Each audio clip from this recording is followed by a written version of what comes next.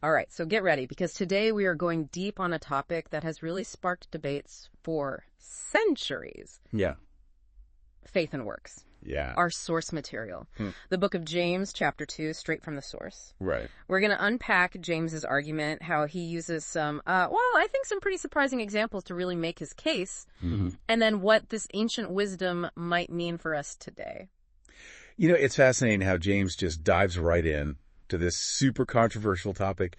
No beating around the bush. He just says, faith without works is dead. It really makes you pause. Yeah. It might even sound like a contradiction. Yeah, exactly. And I think that's where the nuances come in. Because he's not saying faith is irrelevant. Right. He's pushing us to really consider what authentic faith looks like. Is it just a feeling, an idea? Or does that have to show up in our actions? Okay, so how does he start building his case? I know he uses these, some pretty interesting examples to illustrate his point. Yeah. One of the first things he brings up is this issue of favoritism. So specifically showing preferential treatment to the rich over the poor. For James, this is a prime example of faith failing to translate into action. Well, that's interesting. It seems like he's connecting this directly to the idea of loving your neighbor as yourself, which he calls the royal law. Exactly. And that royal law concept, it has super deep roots in Jewish tradition. And James is bringing it into this discussion about Christian ethics. It really underscores this idea that our actions toward others, particularly those in need, are a direct reflection of our faith. It's not enough to just say we love our neighbor. We have to show it. But then he takes it a step further, right?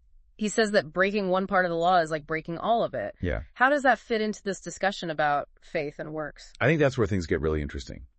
James is saying that our beliefs and our actions, they are super interconnected. So if our faith is genuine, it should impact all areas of our lives. He's not advocating for this like strict legalism, but he's emphasizing that true faith is holistic. It changes how we live, how we treat people, and how we engage with the world around us. So he's basically saying you can't compartmentalize your faith. Exactly. And then this leads to another layer of this argument. Yeah. He brings up these concepts of judgment and mercy. Right. It's almost like he's saying, look, if you claim to have faith, but you don't extend mercy to others, don't be surprised if you're judged without mercy. Yeah, that adds a whole other dimension to this whole conversation. Right. It's not just about faith versus works. It's about how our faith should be driving us to be better, to be more ethical, to have compassion and actually do something. Yeah, that's a really crucial point, I think. He's weaving these threads together, faith, actions, ethics, to create this more complete picture of what genuine faith looks like. But let's get to the heart of what he's trying to say, right? He asks this very direct question. Can faith alone save? And he doesn't just leave us hanging. He dives into some powerful examples to really make his case. Right. And that's where the storytelling element comes in. He could have just laid out this philosophical argument, but instead, he uses these narratives from biblical history to illustrate his point. Right, like the story of Abraham, who was willing to sacrifice his own son, Isaac. That's a pretty extreme example of faith in action. Yeah, it's powerful. And it raises all sorts of questions. Right. About obedience and faith and the limits of human understanding. But for James, it boils down to this. Abraham's willingness to obey God, even when it meant giving up something so precious, it demonstrated the depth of his faith and how genuine it was. Right. It wasn't just a belief. It was a lived reality shown through action. So for James, works aren't just about like doing good deeds. It's about showing your faith is real in tangible ways. Exactly. And to keep illustrating this point, he brings in this kind of unexpected character, Rahab. Okay. Now, she was a prostitute who helped these Israelite spies. Not exactly who you would expect to be held up as an example of faith. I know. And that's what makes it such a great example. It challenges all these assumptions about who embodies true faith. Right. So Rahab, despite her social standing and her past, she risked her own safety to help others. And her actions, her works, they came from a deep conviction, this faith that saved her life. So he's using these contrasting figures, Abraham, the patriarch, and Rahab, who's, well, kind of an outcast, to show that works can take lots of forms, and that true faith can show itself in some really unexpected ways. Yeah, and that's where James gets even more creative. He uses this really striking analogy to drive home his point about the connection between faith and works. You mean the analogy of the body and the spirit? Yes. He compares faith without works to a body without a spirit. Lifeless. Yeah. It's a really vivid image, and it gets right to the heart of his argument. He's saying that faith without action is like a body without breath. It might look like the real thing, but there's no life animating it. Right. And that raises this really big question for all of us. Mm-hmm. Is our faith just a mental agreement to some ideas, or is it actually changing our choices and actions? That's a powerful question to think about. And it leads us right into the next part of James's argument, where he really starts to explain what this living faith could actually look like. But we're going to have to save that for the next part of our deep dive. Yeah, it really makes you think about the difference between just saying you believe something and actually living it out. So how does James bridge that gap? Does he give us any specific examples of what these works might look like? Well, that's where it gets a bit tricky. He doesn't give us this clear checklist of actions that guarantee a passing grade in the faith department. So it's not about racking up points by doing good deeds. Right, exactly. It's more about understanding that true faith, it's dynamic. It's something that naturally flows outward. It shows up in how we live, how we treat people, how we respond to the needs around us. But he does give us some clues, right? He keeps coming back to that idea of love, that royal law of loving your neighbor as yourself. Yes, that's the heart of it. James isn't saying to just blindly obey the rules. He's saying that real faith should be rooted in love, and that love should be what drives our actions. So works are really just outward expressions of that love. I think that's a really good way to put it. And that love can look like so many things. It could be acts of charity, or standing up for justice, advocating for those who are marginalized, or just showing kindness and compassion in our normal, everyday interactions. But wait, going back to something you said before, how does this idea of works line up with the concept of grace? Don't some people say that emphasizing works goes against the idea that we're saved by grace alone? That's a great question, and something people have debated for centuries. Yeah. I think we have to remember that James is writing to a specific group of people and addressing their specific concerns. He's not trying to create some systematic theology of salvation. He's challenging his readers to really examine their lives. Okay. And make sure their faith is more than just words. So he's saying, look, if your faith isn't producing anything, if it's not changing how you live and how you treat people, then maybe you need to rethink what you actually believe. Exactly. So for James, works are about showing that your faith is real, not about earning your way into heaven. I think that's a really important distinction. It's not about getting points with God. It's about letting your faith flow out into the world, becoming something real, something that makes a difference. But then that brings up another question for me. If James isn't giving us the specific list of works to do, how do we know what actions really match up with our faith? I mean, what might those works look like now? That's a great question, and I don't think there's one right answer. Okay. The works that are meaningful for one person, well, they might not be the same for someone else. Mm-hmm. So it's not like there's this universal checklist of good deeds everyone has to follow. Exactly. It's about figuring out how your own faith calls you to engage with the world around you. Mm. It might be through social activism, protecting the environment, taking care of the sick and the vulnerable, or just being there for your family and community. It's about finding where your values meet the needs of the world. I think that's a beautiful way to put it. It's about being aware of the needs around you, using your gifts and passions to have a positive impact, and letting your faith steer your choices and your actions. So James might not be giving us step-by-step instructions, but he's definitely giving us a lot to consider. He is. And you know what's interesting?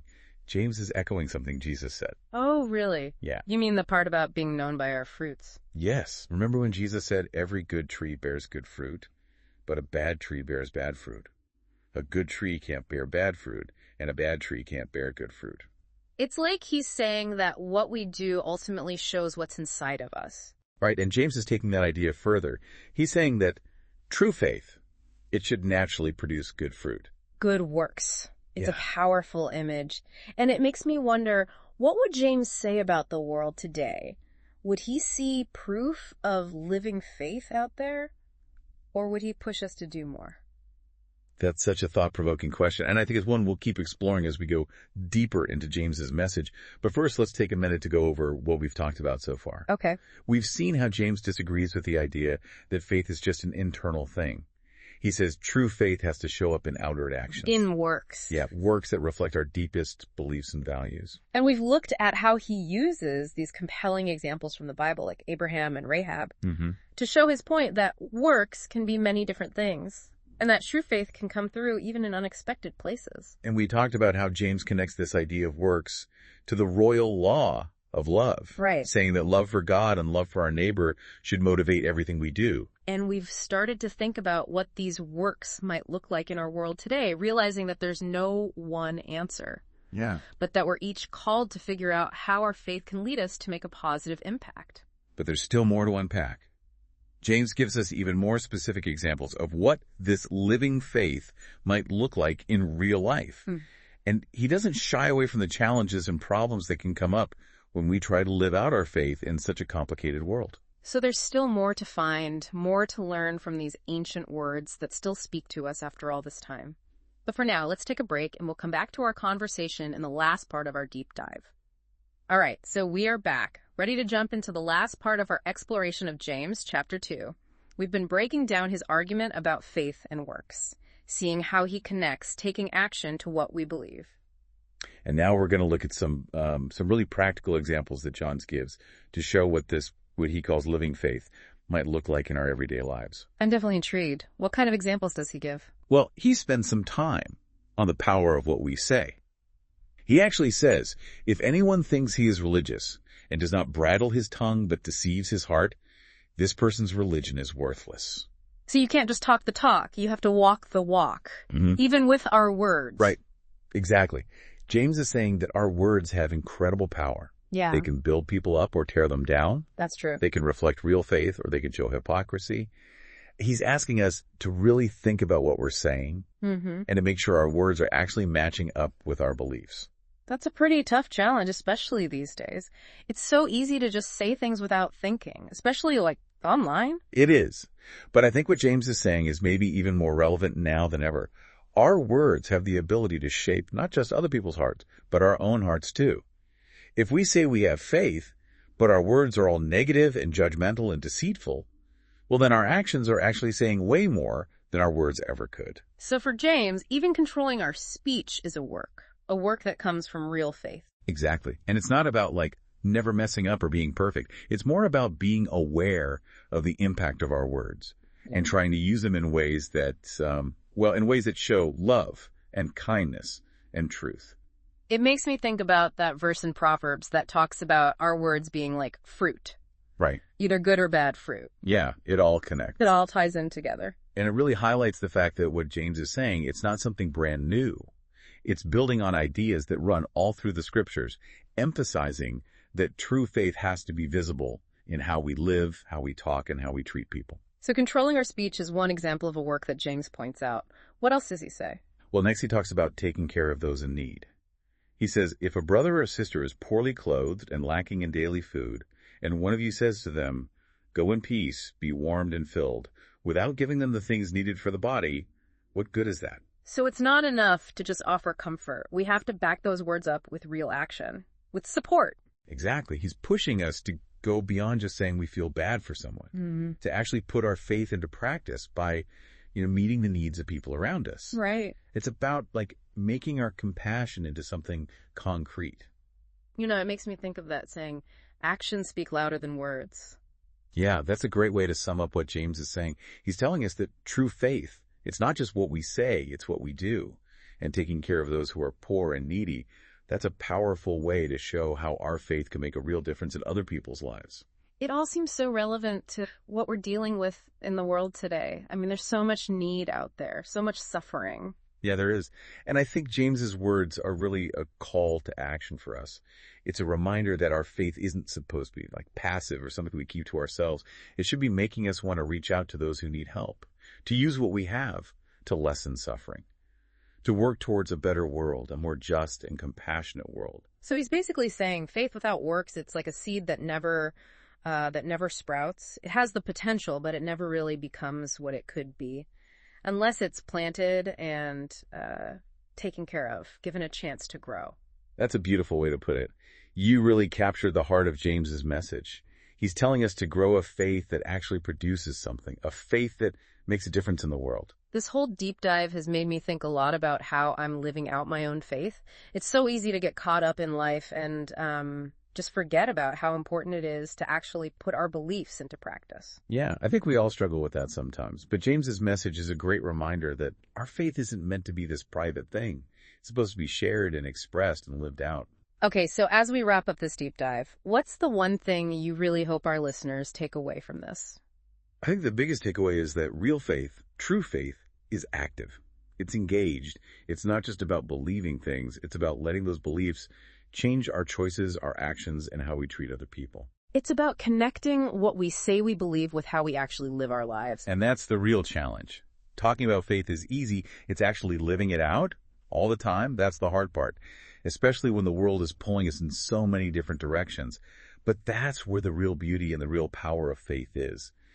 In those moments when what we believe turns into something that makes a difference in the world. So James is leaving us with this challenge, an invitation to go beyond just a surface-level understanding of faith and to embrace something that's really alive, dynamic, expressed through what we say and what we do. And when we do that, we don't just show that our faith is real, we also help to build a more loving, just, and compassionate world. Well said. And to all of our listeners out there, we really hope this deep dive has inspired you to think more about the connection between faith and works and to find those chances in your own lives to put your beliefs into action. Keep exploring and questioning and keep looking for ways to make your faith a force for good in the world. Until next time, happy diving.